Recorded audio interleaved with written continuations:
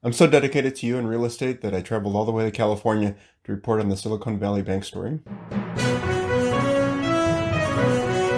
Welcome to another local market update with Rick Batista. Hey Chicago, welcome to another monthly market update. We'll be covering February of 2023, the second month of this year, in case you're keeping track. And yes, Norm Masoon and I just returned from California. And I'll share with you some fun photos and even a little video later of us as we were trying to crack the story about what happened in Silicon Valley. But first, let's cover the market update. As always, we'll start off with some fun facts, and then we'll share a little bit of my insight and personal experience with you thereafter, so strap in. Fun facts, market time. In its continued effort to curb inflation, the Federal Reserve raised its benchmark interest rate in February by a quarter percentage point to 4.5% to 4.75%, its eighth rate hike since March of last year, when the interest rate was nearly zero. Mortgage interest rates have dipped slightly from their peak last fall, leading pending sales to increase 8.1% month to month as of last measure, but affordability constraints continue to limit homebuyer activity overall, with existing home sales declining for the 12th consecutive month, according to the National Association of Realtors. New listings in the city of Chicago were down 11.5% for detached homes and 37.7% for attached properties. Listings under contract decreased 16.3% for detached homes and 33.8% for attached properties. The median sales price was up 3.1% to $295,000 for detached homes, but was down 7.2% to $320,000 for attached properties. Month supply of inventory increased 34.9% for detached units, but decreased 5.9% for attached units. With buyer demand down from peak levels, home price growth has continued to slow nationwide, although prices remain up from a year ago. Sellers have been increasingly cutting prices and offering sales incentives in an attempt to attract buyers who have continued to struggle with affordability challenges this winter. The slight decline in mortgage rates earlier this year convinced some buyers to come off the sidelines, but with rates ticking up again in recent weeks, buyers are once again pulling back, causing sales activity to remain down heading into spring. And certainly that's something that we've been seeing overall across the board throughout Chicago and the nearby Burbs, whether it's talking and working with our clients or even talking with our colleagues, just to kind of keep our ear to the street. Things have been going up and down. The market's stabilizing. We're trying to find its own voice, I guess you can say. And that's just going to happen, especially when rates are going up and down. And the mainstream media likes to keep on throwing out scary headlines. Sometimes I think they just do it to see what's going to happen. Because no matter whether society's in the upswing or downswing, they're going to have something to report on. So returning to the Silicon Valley Bank story, I do want to seriously share some thoughts with you. Let's put things in perspective. Number one, I believe, from looking up some information and hearing different news stories and reading some reports about it, Silicon Valley Bank was started nearly 40 years ago, and their origins were to focus on helping startup companies, particularly tech companies, find funding, which at the time was a little hard to do as technology was quickly advancing. I do believe they were the 16th largest bank in the U.S., but even being the 16th largest bank in the U.S., in all reality, if they didn't have the name that they have, you probably would never even heard of this bank or even the news story. And all the tech world has certainly seen its downs lately with all the layoffs we've been hearing about in the news. Just here to tell you, folks, this is life, this is evolution. Some change and thrive, others don't and become extinct, only to be studied in history books. With that said, perception is reality. Some things that can come out of the story that are both good and bad. One positive that's certainly coming out of the story already is that interest rates are likely to dip a little bit. We've already seen the 10-year Treasury yield come down a little bit. And if you've been watching our market updates, both weekly and monthly, we did cover this recently just a few weeks ago. And if you're not watching, I'm not sure what you're doing, but we specifically talked about how the 30-year fixed mortgage rate has been following the same path as the 10-year Treasury yield. I will toss that slide up here right now so you can see. Certainly not a 1-to-1 ratio, but the trends have been following over the last probably about 50 years or so, if not longer. Bad thing to come out of this news story, uncertainty. People tend to, at least the masses, tend to follow uncertainty. Although I don't particularly agree with that, it's very easy to get caught up in all the news stories, especially now. The news has perfected a way to get us scared and keep us scared as much as possible and pretty much dictate how we as a society tend to think, whether now or what's coming down the line. And again, this is life, this is evolution, things are going to change. People can predict all they want, but predictions mean nothing unless you're right. So right now, all we can do is know what's going on and project. But hopefully now that the federal government has stepped in to this whole situation out in Silicon Valley, that'll create some certainty for folks. And as with everything, time will tell. And we'll certainly be following this story to see how it could impact you and the real estate market, especially here throughout Chicagoland. And at the end of the day, what's most important for you is, should I buy or should I sell? Or should I keep on renting? Whatever the situation is, save. Never know when a rainy day's coming or how many rainy days we may have in a row. Wanted to bring up another slide here where the top 100 economists and home market experts were surveyed. They are certainly projecting a little bit of a dip in this year for home prices. Might end up being a little bit more of a flat market, or flat growth, I should say. And yes, we can certainly have an active market while experiencing flat growth. Not seeing prices go up too much, if at all. But then they're projecting that we're going to be seeing a little bit more of normal appreciation for years to come. Again, I don't know what's going to happen 2 or 3 years from now, let alone tomorrow. But it's nice to at least see what top folks in the industry are projecting for the coming years. It can certainly help you make a decision as to what you should be doing for yourself, for your family, for your goals and timeline. And here's another chart where the big players are saying how housing prices are going to look the remainder of the year. And if you take the average of all of these, it's looking like just a drop of 0.1%. So again, flat growth. Being a Chicagoland realtor, I can tell you what's going on throughout Chicago and the Burbs. And so much of it will depend on the area and the individual opportunity, that meaning condition, timing, and the circumstances of both the buyer and seller, because there's certainly always a story to tell from both sides. Ultimate question is, should I buy this year? My answer is, I don't know. We'd have to talk and see what makes the most sense for you. But what I do know is this, and here's a few things that I want to make sure that you're fully aware of. And this is just a very short list. There's so many other factors involved in when you're considering whether or not you should be buying or keep on renting, or, as we'll talk about too, whether or not you should be selling in 2023. So number one, if you're renting and you are thinking about buying, you know that rents have been going up. You've seen it for yourself, whether you've been moving from apartment to apartment, upgrading, downgrading, seeing what fits within your means and your needs. There's no doubt, especially in Chicago and in many of the nearby suburbs, rents have gotten pretty crazy high. And if you're staying in a place, there's a lot of landlords who are increasing by a great percentage, which could end up costing you an additional hundreds of dollars a month, and that can turn into potentially thousands of dollars throughout a year's time. But if you did follow us on social media, you do know that we do a fair number of rentals, so we know the market really well. And with that said, a lot of people are paying more in rent than what they could be paying for a monthly mortgage. And you would ask, logically, why would that be the case? Again, all comes down to individual situation and circumstances. You may not be thinking about buying because you feel that you haven't saved enough, or you think you haven't saved enough. A lot of folks have that common misconception that you need at least 20% down to buy a home. And we've covered that in some of our recent social media posts as well. You may only need about 3.5% to purchase a home. Up to 5, 8, 10%. All depends on what lender you're going with and what programs they have for buyers, and particularly first-time home buyers. Another reason you may not be thinking about buying right now is that you are looking to relocate in the near future, waiting to hear about a new job or a job offer, a new position, a new role within your company that you're at now that may end up taking you to another city that would require you to commute, and you really don't want to do that, so you're waiting to see what's going to happen there. Another reason is that you have the income and the down payment saved up, but what you don't have is a credit score.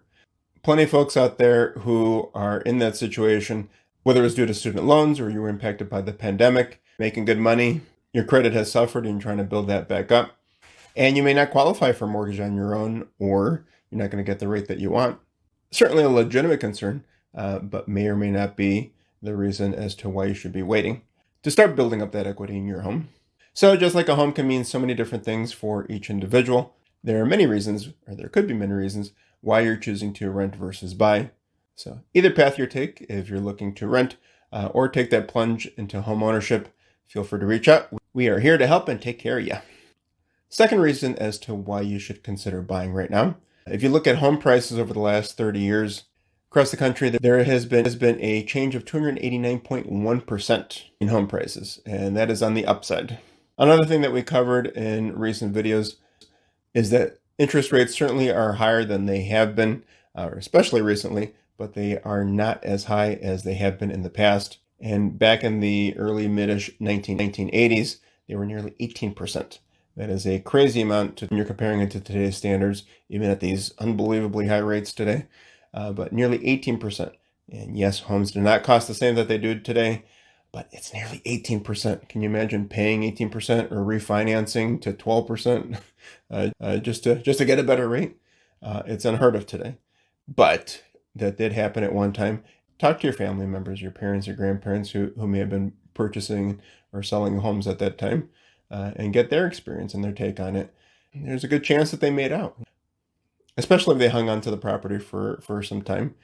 Real estate is kind of more of a long game sometimes. You certainly can get a good deal and turn it around and make a profit in a short amount of time, but chances are you're going to make a bigger profit the longer you hang on to it. So even if you buy at a high rate today, there's a great chance that you're going to be able to refinance it later, and or when the time comes where it makes sense to sell, and not necessarily makes sense according to the market, but makes sense for you and your situation, your circumstances.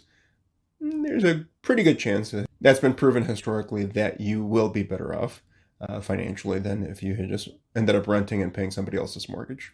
Third reason that you should consider buying right now, and this is definitely more for the buyers and the sellers out there, but sellers are looking at all this data information, they're looking at the news headlines, and they're making decisions, and a lot of folks are going to end up waiting. They're going to wait till, just like, oh, I don't want to sell in the fall, let me wait till the spring. They're looking at it now and saying, well, if rates are still stabilizing right now, they may go up, might be fewer buyers, prices might go down this year or just stay flat. I'm going to take my chances and sell for a little bit more next year. And then on the flip side, you see buyers looking at the same information and saying, oh, I'm just going to wait till rates go down a little bit. If everybody's listening to this and everybody's waiting, guess what could potentially happen? Everybody's going to wait. It can turn into a shit show, or it can certainly turn into a stressful situation, particularly for buyers, when everybody's out there trying to buy at the same time. And usually, I'm not saying it's not going to be stressful, but usually what happens in those circumstances is that a lot of new realtors flood the market. There's a lot of people out there without the industry knowledge or the experience to help represent you, whether you're selling or buying. And then just overall, it creates a very frenzied environment where you're having bidding wars and potentially overpaying for a house. It could cause you to have some icky feelings immediately after, or maybe even a year or two down the road. And I completely understand that stress happens. Stress is a part of life. Why put yourself in a situation that could be very, very stressful? So if you have to buy now with a higher interest rate, I always say, can't put a price tag on peace of mind. Now, although only time can give you the answers to all the questions, fears, and concerns that you have, ultimately we have to make the best decisions on what we know now. If you need help making those decisions, again, feel free to reach out. We'll help make sense of it all and help you choose the right path for you.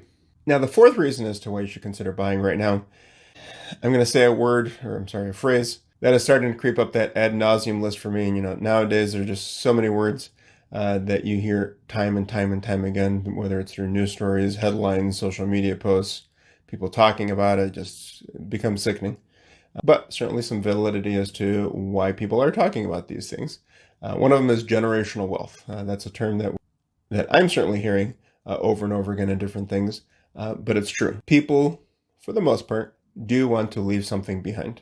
They want to leave something behind for their children, their loved ones, make sure that they're taken care of, or at least they can start off their adult life or continue their adult life on the right foot. And that's what I think a lot of people, not just Americans, but certainly that American dream has been a part of, is making sure you're taking care of those around you, even when you're not here. And let's face it, life is expensive. You can have a job, you can have a good paying job or a great paying job, but a lot of people struggle with saving. So what's one of the greatest ways that somebody can kind of create a savings account or develop some sort of wealth for themselves or their family? And that's through home ownership. Even if you spent years, struggling a little bit or living more within your means, living a little bit more of a frugal lifestyle, in the end, home ownership is and has been probably the number one way that people have had the opportunity to build that wealth. Hopefully there comes a time where you're able to sell your property and reap the rewards of your hard work. But sometimes that doesn't happen, and you leave this earth, and somebody that you love, whether it's a spouse or your children, are able to be in a much better position thanks to you. But this reminds me of a scene in one of the greatest movies of all time, not just a holiday movie, It's a Wonderful Life, where George Bailey is telling off Mr. Potter in front of the board. This is about 3 months after his father passed away. And his father, if you don't know the story, headed up the local savings and loan, helping people get out of the slums and into a nice little home. And this is a time where homes were costing $5,000, at least in these parts, based in the movie, but that was very common, having spoken with many people of yesteryear. But there just comes a point where George snaps and he loses it, and he's ripping into Mr. Potter, and because Mr. Potter's bringing up a specific loan that was just recently passed, a mortgage loan that was given to a taxi cab driver that was a friend of George, etc., etc. Watch the movie if you haven't already 1,000 times like I have. But George says, wait for what? Until they're so old and broken down? Until their children grow up and leave them? You know how long it takes a working man to save $5,000? And that's true. If buying and being a homeowner has been something that you've been putting off, bust out the calculator and do the math. How much have you paid in rent that you're never going to get back? How much do you have saved up right now? Is this an option? Give us a call. Be more than happy to get in touch with some mortgage lenders who might have some different programs that fit your needs and your budget and get you into your very own home. Sellers, should I sell this year? That's a big question. And if you aren't on the market right now, I'm going to say yes. Only if it makes sense for you. Keep in mind, it always has to make sense for you. But I assure you, we are seeing more and more buyers are craving for quality options. A lot of the homes that we're seeing right now on the market that have been sitting on the market really aren't worth their asking price. It needs too much work. They've been neglected for years. And some sellers are being a little stubborn as to what they feel they should be getting for the home. Or they're going to hold off and see how the spring market pans out. And those are the sellers that are hoping for a frenzied market so people can just come and toss money at something that's been sitting on the market for half a year or longer. But to those who are on the market right now, sellers, if it hasn't sold, I can pretty much guarantee you that it's probably the price. And or the marketing. But even if you have somebody who's not marketing the property pretty well, if your house is out there, somebody's going to find it. If it's not priced right, ain't nobody going to buy it. At least not right now. So for those particular sellers, if you expect to hit the market high and kind of see where it goes, those days, at least for now, are certainly over and long gone. Not a great strategy. So my biggest suggestion to you and piece of advice is price it right out of the gate.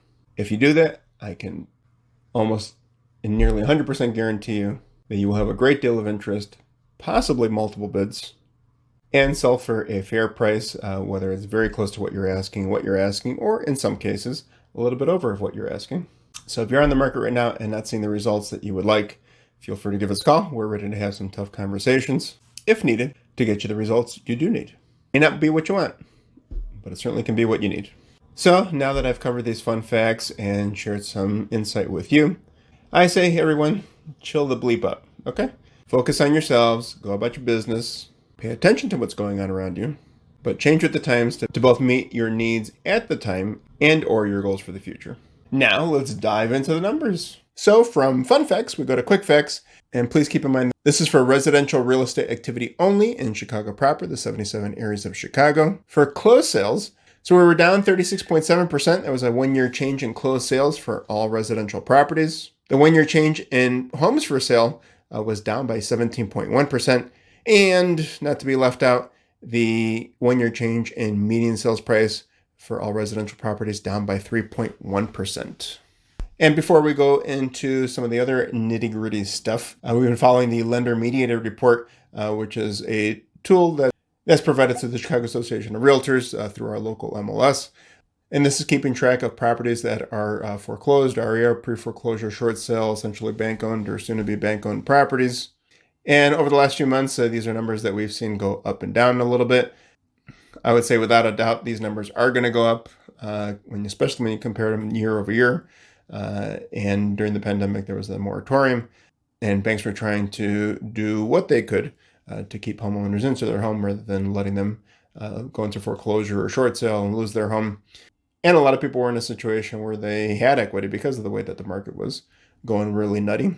So even if they had a property that wasn't the hottest, it was a hot market and they were able to sell thanks to that equity. So for the month of February, the share of closed sales that were lender mediated, 3.9%, down very slightly to January's 4%. December, we saw 2.7%, November 2.4%, October 1.7%, and September 2.2%. So certainly not a threat, not a threat yet. There's other information that we have put out there on our social media platforms talking about why the housing market today is not the housing market of 2008. Everybody out there crying and saying that there's this big, huge bubble that's forming, very different circumstances, and be more than happy to have a conversation with you and go more in depth about that. But don't listen to everything you hear. Now let's take a look a little bit more detail about the entire city of Chicago. For the purpose of this video, we're going to be covering detached single-family homes only. This report also has information for attached single-family homes, attached being condos and townhomes. If you'd like a copy of this report or any of the other reports that we have, I'd be more than happy to share them with you. We can send them over via email with PDF attachments.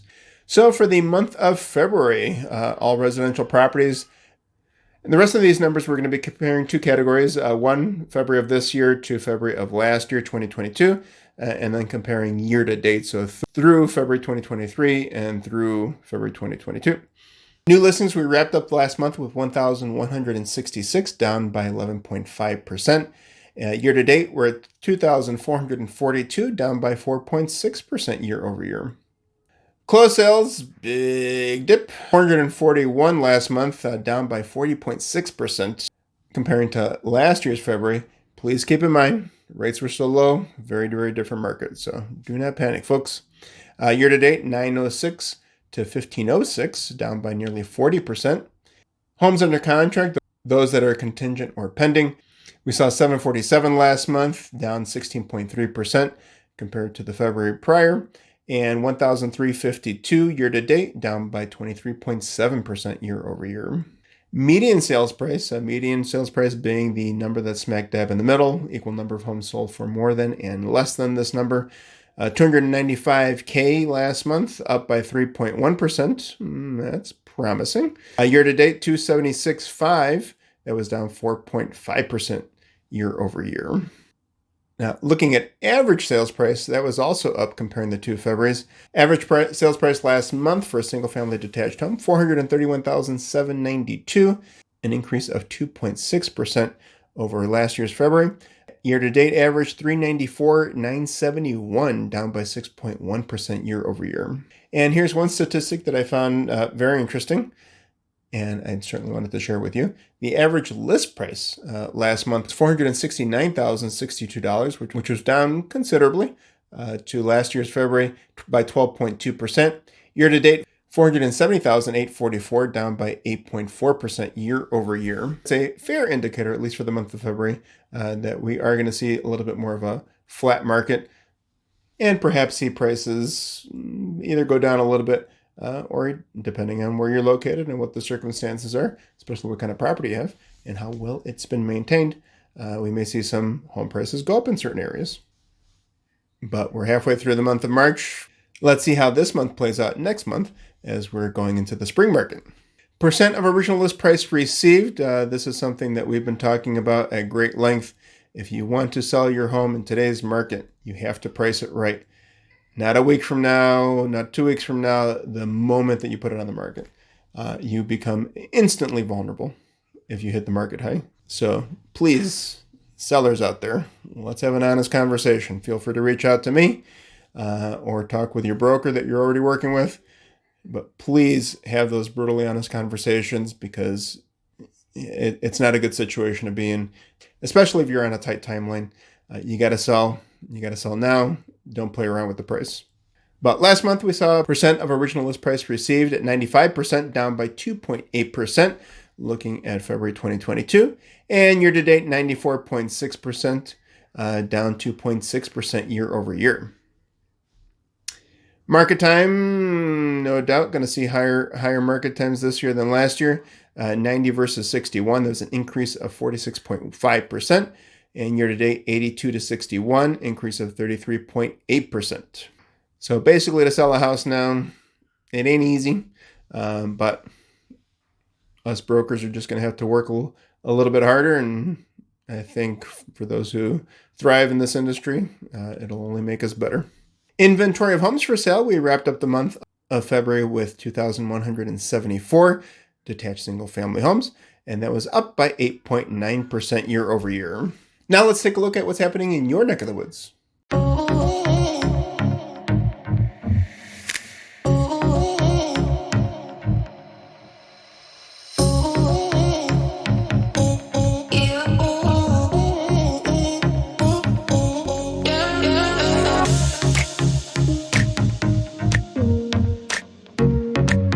So today we've covered a lot of information. What does it all mean for you? I don't know. I have no idea. It all depends on what your needs are, what your situation is, what your goals are. And I won't know any of that until you reach out to us and we talk. Many ways to get in touch with us. Call, text, email, our contact information is below. Thank you so much for watching. We appreciate your time. We're here trying to give you as much information as possible so that you can feel confident in the decisions that you are making or planning to make very soon.